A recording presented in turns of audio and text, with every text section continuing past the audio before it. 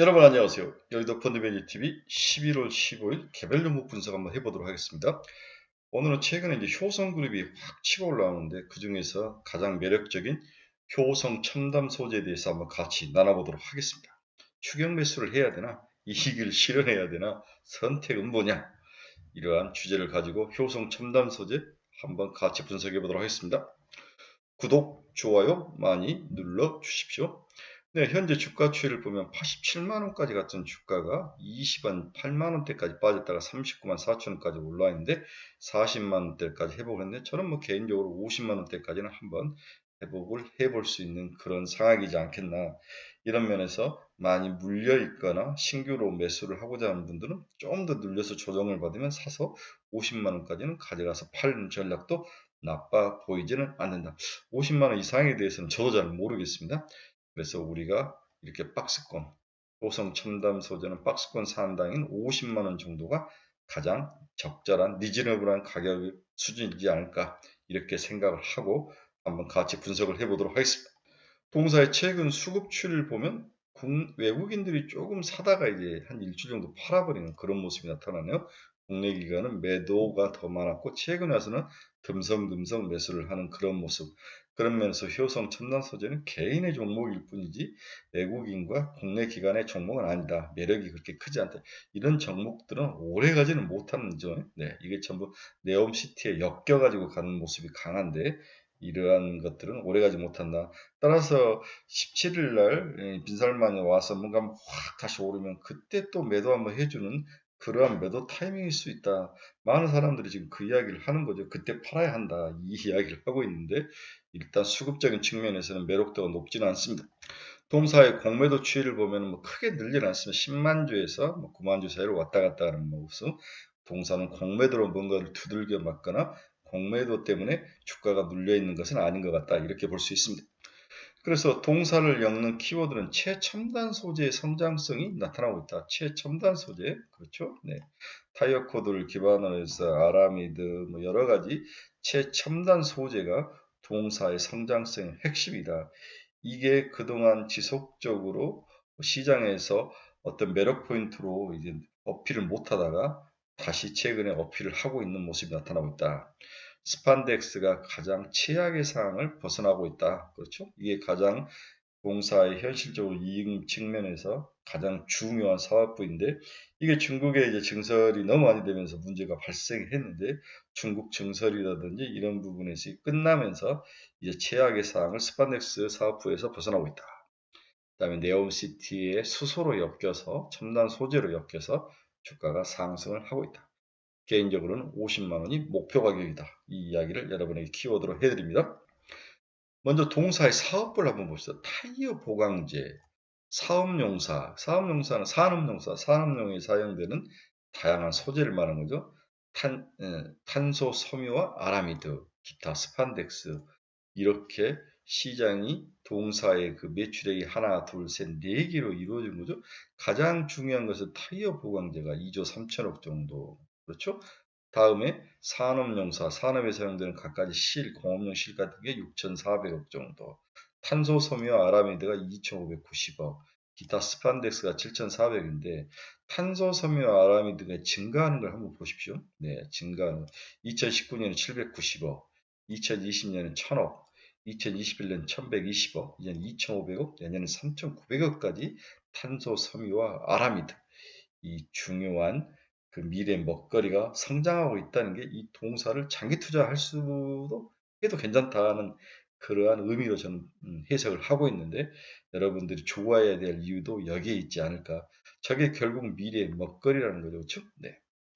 다음에 이제 그동안 시장을 괴롭혔던 우리 스판덱스는 5천억, 4,300억, 2001년 9천억까지 갔다가 올해 7,400억, 내년은 6,400억으로 이제 줄고 있을 것이다. 네. 스판덱스가 워낙 많이 나오고 중국에서 저가가 나오기 때문에 이 영업이익 측면에서도 가장 아주 이 회사를 갉아먹는 원인 중에 하나였죠. 그렇죠? 네.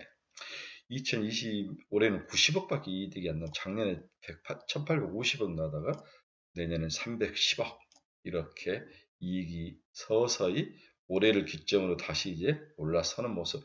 바닥은 탈출했다. 그 이야기를 앞에서 하고 있는 거죠. 네. 그래서 동사를 보탠 탄소섬유와 아라미드가 새로운 먹거리로 계속 성장하는 모습, 그리고 그동안 동사 이익을 깎아먹던 스판덱스 비즈니스가 영업사업부가 다시 올라서고 있다, 바닥을 치고 있다. 이 두 가지를 보고 동사의 매력 포인트를 느껴야 되는 게 아닌가, 이렇게 요약을 해볼 수 있습니다. 먼저 동사의 3분기 실적은 별로였습니다. 3분기 영업이익은 시장 기대치를 하회했습니다. 동사의 3분기 영업이익은 661억 원은 전분기 대비 31.3%나 감소하면서 시장 기대치를 하회를 했죠. 타이어 코드, 아라미드, 탄소섬유 등 견고한 수익성을 지속을 하고 있으나 스판덱스 등 기타 부분의 실적 둔화가 동사의 수익에 좀 안 좋은 영향을 미쳤다. 이렇게 우리는 이해를 하는 거죠. 산업자재 부분 영업이익은 830억 원은 전분기 대비 5.3% 감소, 그렇게 크게 감소는 하진 않았죠. 특수 섬유의 경우 아라미드는 방탄, 방호용 수요 증가로 높은 수익성을 지속하고 있다. 탄소 섬유는 세계 수요 강세로 마진 강세가 유지되고 있으나 알리타이어, 재생 타이어 출하량 감소 및 중국의 락다운 영향으로 PT 타이어 코드, 스틸 코드 등의 판매량이 소폭 감소하면서 산업재 영업이익은 전분기 대비 5.3% 감소하는 원인이 됐다. 이 중에서 우리가 봐야 될 것은 이 부분의 하락도 중요하지만 특수섬유 분야에서 상승이 좀 나타나고 있다. 그렇죠? 네. 그래서 탄소섬유와 특수섬유 이 부분이 향후에 뭔가 바닥을 탈출해서 올라온다면 산업자재 부분의 영업이익은 추가로 증가할 확률이 높다. 이렇게 이해를 하셔야 될 것 같습니다. 또 여기서 우리가 또 하나 짚고 넘어야 될 것은 산업자재 부분 영업이익률이 약 10%를 기록했다는 것은 두 자리 숫자를 기록했다는 거죠. 타 석유화학 업체 대비 차별화된 수익성을 유지하고 있는 동사의 장점이다. 이렇게 봐야 될 것 같습니다. 한편 동사의 아라미드 부분은 수요 강세가 이어지면서 역대 최고 분기 매출액과 영업이익을 달성을 했다. 기타 부분은 영업이익이 마이너스 170억 원으로 전분기 대비 적자 전환했네요. 나일론 필름, 온사 부분은 중국 내수 시장 수요 둔화로 수익성이 감소했으며 중국 코로나 봉쇄 여파 및 높은 원재료 투입 지속으로 베트남 스판덱스 플랜트 수익성이 급감하면서 기타 부분 영업이익은 마이너스 70%로 전분기 대비 적자 전환했다. 이렇게 볼 수 있습니다. 자, 동사의 핵심 부분은 최첨단 탄소 소재 부분의 성장이 있다고 제가 여러 번 이야기했죠. 최첨단 탄소 부분. 최첨단 소재 부분의 가치를 좀 더 공격적으로 반영할 필요가 있다는 게 시장의 반응이다. 동사의 탄소 소모 실적이 큰 폭으로 개선 중에 있다. 전선 심재로 사용되거나 CNG형 전장용기, 태양광, 풍력, 케이블 등 관련 수요 증가로 판가가 크게 상승하고 있는 가운데 동사의 지속적인 증설이 또 이루어지면서 P와 Q가 다 한꺼번에 일어나는 게 탄소섬유 분야이다.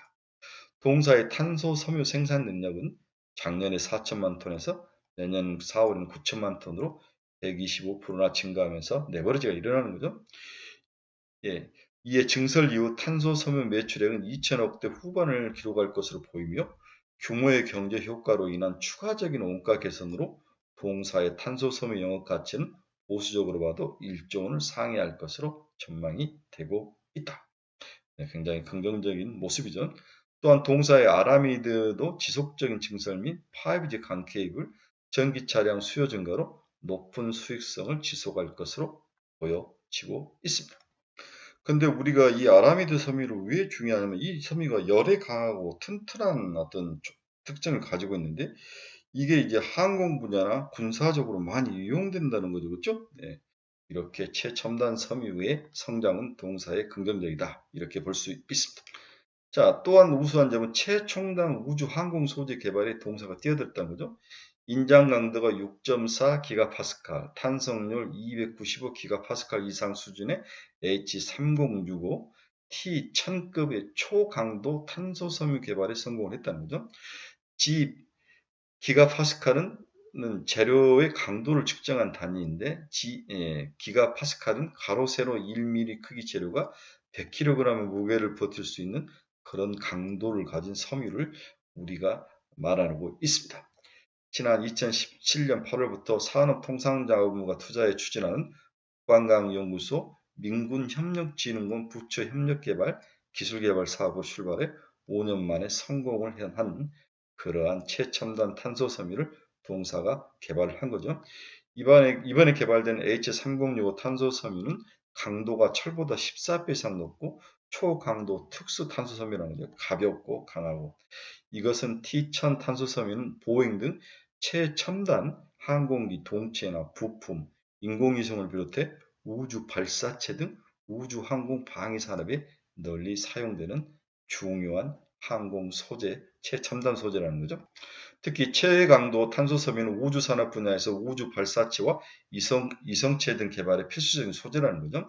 기존 소재보다 가벼우면서 높은 탄성과 강도를 지녀 발사체 무게를 최대한 덜면서 높은 하정을 견디고 추진력을 높일 수 있습니다. 탑재체 무게를 늘릴 수 있는 장점도 있죠. 최근 발사된 누리호 이성체를 보호하는 페로이드 페어링에도 탄소 복합 소재가 사용됐다는 거죠.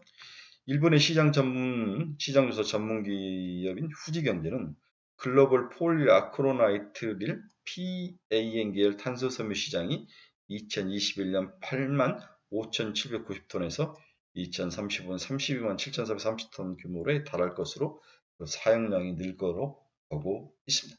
우리 효성 첨단 소재가 이 분야로 먹거리를 찾아서 나서고 있는 거죠. 최근 주요 소재가 국내 PET 타이어 코드 가격이 살짝 하락했네요. 국내 탄소 섬유 가격은 살짝 상승을 했습니다. 스필 코드 가격은 하락을 했고요. 아라미드 가격은 소폭 상승을 하는 그러한 모습을 보이고 있습니다. 최첨단 섬유들은 가격이 상승한다는군요. 마지막으로 피어 그룹에서 한번 봅시다. 펄을 한번 봅시다. 2023년 효성 첨단 소재 6.9배, 코롱 인도 5.4배, 인도라마, 태국의 인도라마 6.9배, 하일대, 하일리드로 읽어야 되나? 중국은 8.1배, 6.9배로 그렇게 고평가 영역은 아니다. 이렇게 볼 수 있습니다. 타이어 코드 분야에서 아라미드 한번 봅시다. 코롱인더가 5.4배, 듀폰이 17.8배, 도레이가 11배, 테이진이 9.5배 이렇게 퍼가 높은 모습을 보이고 있죠. 네, 오늘은 효성 첨단 소재가 최근에 왜 상승을 하고 있는지 한번 같이 알아봤습니다. 네, 최근에 효성그룹이 네옴시티에 관련된 수소 관련주로 전부 엮이면서 함께 가고 있는데 그중에서 효성 첨단 소재가 가지고 있는 첨단 소재 분야의 그 기술력과 향후 성장성에 우리가 중장기적으로 좀 관심을 가져야 될 게 아닌가 50만 원 봅니다. 보유 종목 가신 분들은 한번 견뎌보시길 바랍니다. 여러분 감사합니다. 또 새로운 종목으로 여러분들에게 또 찾아뵙도록 하겠습니다. 내일 뵙겠습니다.